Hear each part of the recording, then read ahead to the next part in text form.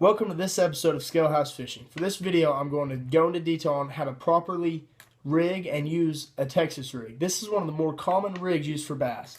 For this rig, you'll need a bullet weight, a 3 or 4/0 hook, and any soft plastic that you're wanting to throw. It could be a worm, a craw, or a creature bait. Just any soft. It works virtually with any soft plastic.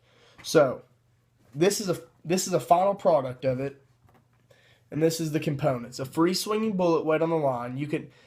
The original Texas rig, it was free swinging, or you could peg it using a bobber stopper. The hook with the worm threaded onto it. That's not there. It should be straight. Now, how to rig it. First, you slide the bullet weight onto the line before the hook. Then you tie the hook on. Now, for knots, I use an improved clinch or a snell knot. I use a snell knot because it gives a better hookup because you have to drive the hook through that soft plastic right there, which it's tougher. So the snell knot, instead of pulling the hook straight out, the knot is tied around the shaft of the hook instead of just on the eyelet. So it swings the hook up into the roof of the mouth instead of pulling it out. It gives you better leverage on the fish. Both are easy knots to tie, and I'll post links in the description below on how to tie them. Now, to rig it, you want to take the hook and thread it barely through the tip of the worm or whatever plastic you're using.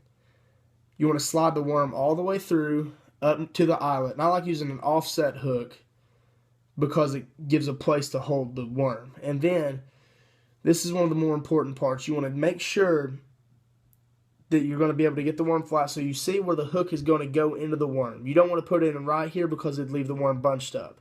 You want to see where the bend of the hook goes into the worm. You want to take it and thread it through. See, I'll be able to get it. Alright. And there you go. It's completely weedless.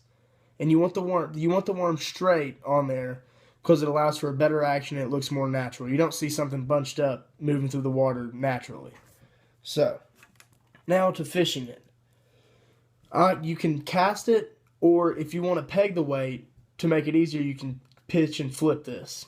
I use it to pitch and flip into heavy cover or trees or stuff like that. And that's when I'd peg the weight. Also, it prevents hang-ups fishing through heavy cover. But when you're casting this, you can either swim it or use short hops off the bottom.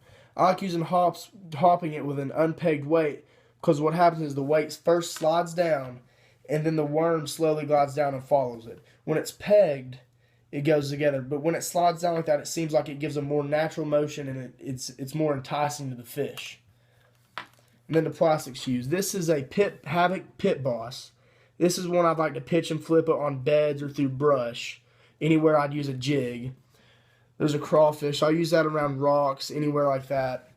And then just a worm. I'll use a worm anywhere I'd use either of these. It just depends on the area you're fishing. Well, thank you for watching this episode of Scalehouse Fishing, and stay tuned for more videos. Thanks.